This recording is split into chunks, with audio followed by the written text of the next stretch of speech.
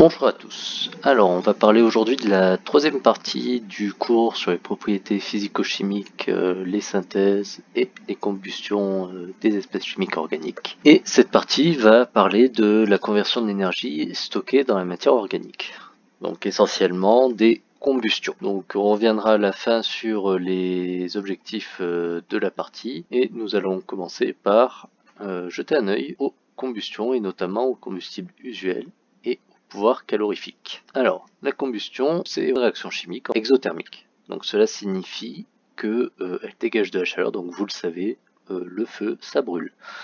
Donc c'est très exothermique, et cette réaction se fait entre le dioxygène et une espèce chimique réductrice que l'on appelle communément combustible. Donc pour faire une combustion, il faut du dioxygène et du combustible. Donc c'est une réaction du coup d'oxydoréduction. Donc comme vous le savez peut-être, la combustion, donc le feu, on l'utilise depuis des millénaires pour se chauffer, faire cuire sa nourriture, et plus récemment, donc c'est-à-dire il y a depuis 200 ans environ, on l'utilise pour se déplacer et produire de l'électricité. Donc se déplacer, on entend par là l'utilisation de moteurs à essence, de machines à vapeur, etc., dans lesquelles on utilisait du charbon notamment. Et production d'électricité, c'est là on entend essentiellement production d'électricité par centrale thermique à charbon ou à pétrole ou à gaz. Donc au niveau des combustibles, chaque combustible va avoir un pouvoir calorifique différent, c'est-à-dire que quand on va le brûler, il va dégager plus ou moins d'énergie. Donc le pouvoir calorifique est l'énergie libérée par kilogramme de matière consommée lors de la combustion. C'est-à-dire que c'est le nombre de joules qu'un kilogramme de cette matière va pouvoir sortir en le brûlant.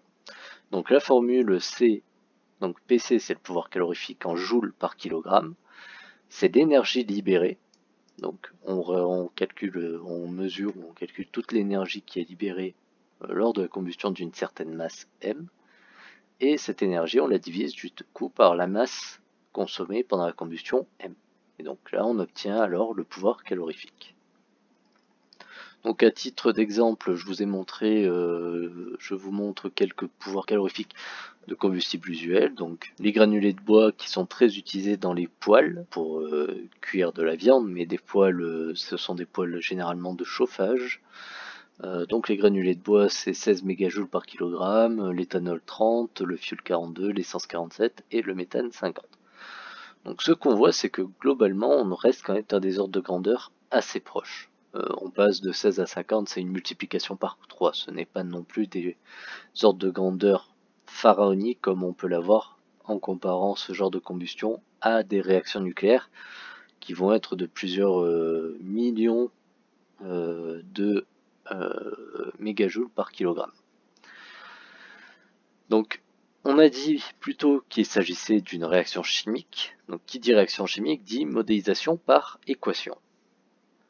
La combustion, ça se fait donc entre par exemple un alcane. Donc je vous laisse voir la définition d'alcane, ou un alcool et du dioxygène. Donc le dioxygène est toujours présent avec le combustible. Donc l'alcane ou l'alcool sont les combustibles et le dioxygène, ce qu'on appelait à une époque le comburant. Donc quand on fait ce genre de réaction, il se forme après combustion du dioxyde de carbone CO2 et de l'eau, tous les deux sous forme gazeuse. Donc il y a une convention en chimie par rapport aux combustions, c'est que dans l'équation de réaction de la combustion, on va toujours laisser un 1 devant le combustible. Donc le combustible, on ne met jamais de 2, de 3, de 4, c'est toujours 1.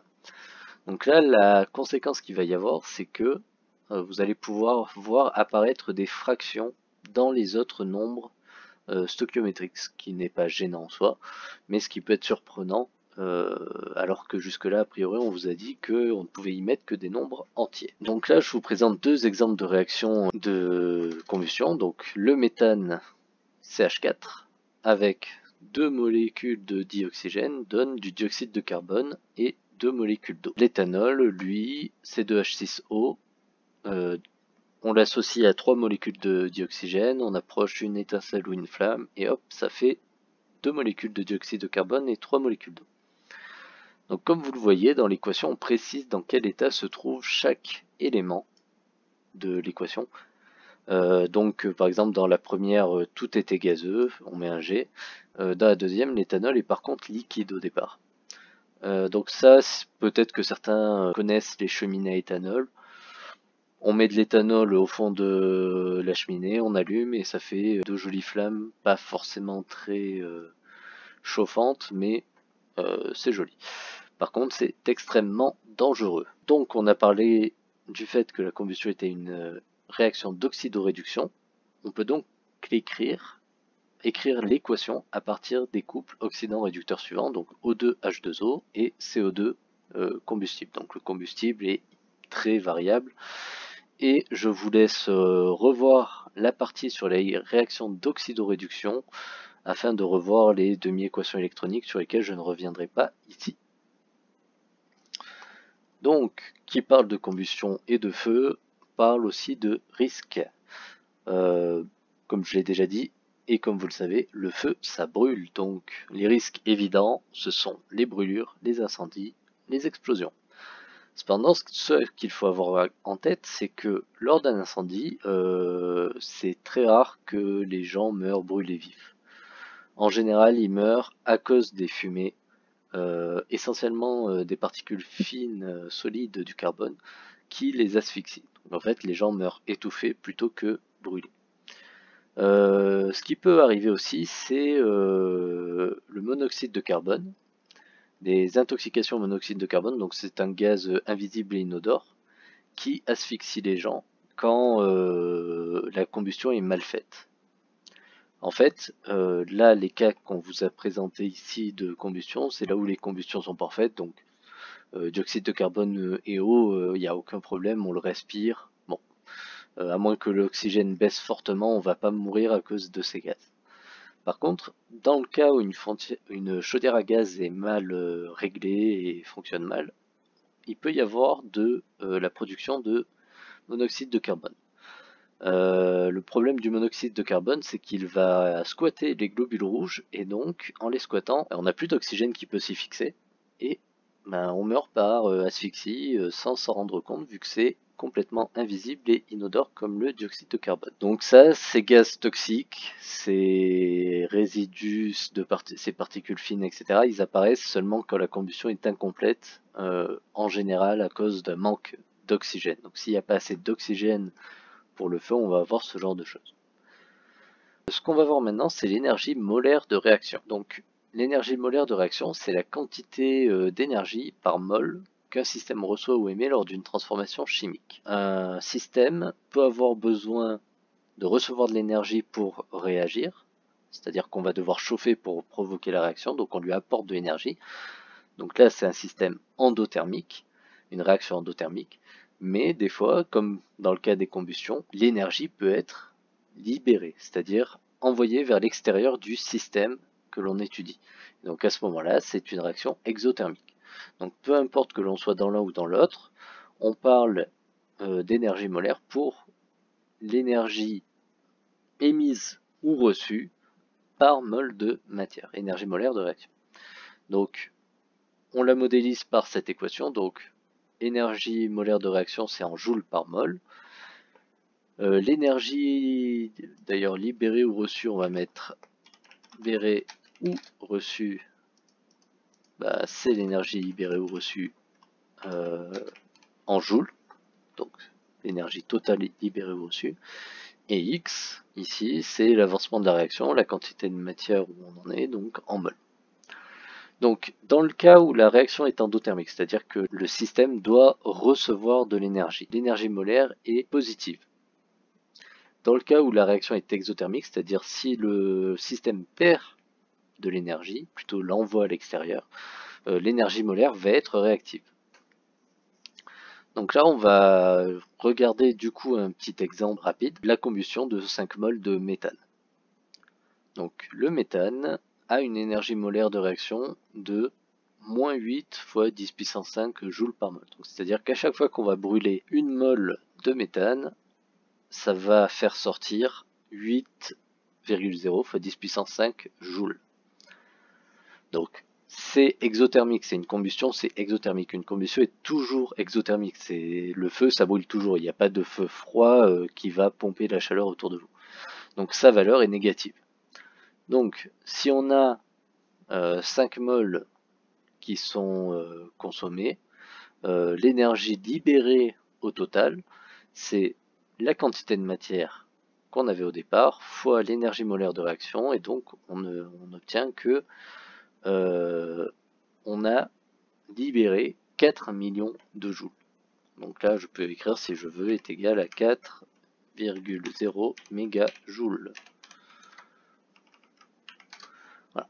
Donc maintenant, la question qu'on peut se poser, mais d'où vient cette énergie? Il faut se rappeler de ce principe qui est rien ne se perd, rien ne se crée, tout se transforme. Donc l'énergie qu'on libère là, ou l'énergie que l'on va même absorber, où est-ce qu'elle vient, d'où est-ce qu'elle vient et où est-ce qu'elle va? Donc on va rester dans le cas des combustions là, et donc on va se demander d'où vient cette énergie. Donc cette énergie, elle doit être stockée quelque part dans les molécules. Maintenant on va voir d'où elle vient. Donc, le titre vous spoil un peu, étant donné qu'on parle d'énergie molaire de liaison. L'énergie molaire de liaison, c'est l'énergie qu'on doit fournir à une mole de molécules AB, avec A et B deux atomes, pour séparer les atomes A et B. Donc c'est-à-dire que là par exemple, pour casser une mole de liaison HH, il faut 436 kJ. Donc dans le CO de CO2, il faut 804 kJ, et puis là vous avez plusieurs secondes. Donc il faut toujours apporter de l'énergie pour casser une liaison. Cette énergie est toujours positive. Ça, il n'y a pas de secret. Une énergie molaire de liaison est toujours positive. Donc là, ça veut dire que pour casser une liaison, il y a toujours besoin d'apporter de l'énergie. Donc dans le cas des combustions, l'énergie qu'on apporte finalement, ça va être la flamme par exemple, ou l'étincelle. Et donc là, pour calculer l'énergie molaire de liaison à partir de l'énergie molaire de réaction, donc celle qu'on a vue juste avant, on utilise la formule suivante. Donc en fait, l'énergie molaire de réaction, donc l'énergie molaire qu'on a vue au chapitre précédent, c'est égal à la somme de toutes les énergies molaires de liaison des réactifs, à laquelle on soustrait toutes les énergies molaires de liaison des produits. Donc c'est juste la différence entre ça et ça. On va prendre un exemple pour ça. Donc là, on va reprendre la combustion du méthane. On va rester simple. On va rester sur le même exemple, la combustion la plus simple qui soit. Et donc, première étape, si vous avez à calculer ce genre de choses, c'est lister les liaisons que vous avez. Donc si je regarde cette équation, en premier lieu, j'ai 4 liaisons carbone-hydrogène. Une liaison carbone-hydrogène, c'est 415 kJ par mol. Donc je vous rassure, vous n'avez pas à apprendre ce tableau, ça sera toujours une donnée. On a deux liaisons O-O, donc double liaison même, car on a deux dioxygènes, et celle-là vaut 497 kJ par mol. Ensuite, on va regarder les produits. Donc les produits, on a CO2, donc on a deux liaisons C double liaison O, ce qui fait du 804 kJ par mol, et 4 liaisons HO simple à 463 kJ par mol. On applique la formule, donc ici, donc la première partie là, c'est la somme ici des liaisons des réactifs, et on soustrait celle des produits. Donc là on obtient 2 liaisons CO plus 4 HO. Donc on fait l'application numérique, etc. Et on trouve environ moins 8,0 fois 10 puissance 5 joules par mol. Alors là en fait normalement c'est 8,1 que je trouve. Donc là si je veux être égal à 0,06 10 puissance 5 joules par mol moins 1. Et donc c'est environ le résultat trouvé précédemment. Donc tout va bien. Donc on va revenir un peu sur les points du programme que vous devez maîtriser sur cette partie. Donc voilà, on a fini le cours. Donc citer des exemples de combustibles usuels, donc on va dire culture générale. Je pense que vous êtes capable de citer l'essence, le charbon, le bois, le papier, peu importe. Voilà. Écrire l'équation de réaction de combustion complète d'un alcane et d'un alcool. Donc si on vous dit de faire la combustion du méthane ou de l'éthanol ou d'autres alcanes et alcools, vous devez en être capable. Citer des applications usuelles qui mettent en œuvre des combustions et les risques associés. Donc ça, pareil, bon, ça reste de la culture générale. Donc vous devez dire que quand vous faites un feu de cheminée, il faut bien faire attention à ne pas trop tirer parce que sinon vous pouvez mettre le feu à la cheminée. Ou lorsque vous faites un barbecue, à bien éloigner tout ce qui est combustible lorsque vous le lancez. Ce genre de choses. Des règles que vous devez appliquer dans la vie de tous les jours et pas seulement au laboratoire, bien sûr. Citer des axes d'études actuelles d'application s'inscrivant dans une perspective de développement durable. Donc ça, je l'ai pas trop évoqué dans le cours à l'écrit. Donc là, par exemple, vous avez le gaz naturel qui est pas mal développé en termes de développement durable. Après, il faut avouer que la combustion en général, c'est rarement compatible avec le développement durable. Voilà. Donc capacité expérimentale, ça, c'est à faire en TP, donc cette année c'est un peu grillé. Et estimer l'énergie molaire de réaction pour une transformation en phase gazeuse à partir de la donnée des énergies de liaison. Donc c'est-à-dire que faire un exercice comme je l'ai fait dans l'exemple à la fin, vous devez être capable de le faire à partir du moment où vous avez toutes les données numériques, bien sûr. Vous n'avez pas à connaître ces données numériques. Voilà, donc ça sera tout pour cette fois-là. Je vous mets le lien des cours dans la description de la vidéo et je vous dis à une prochaine fois.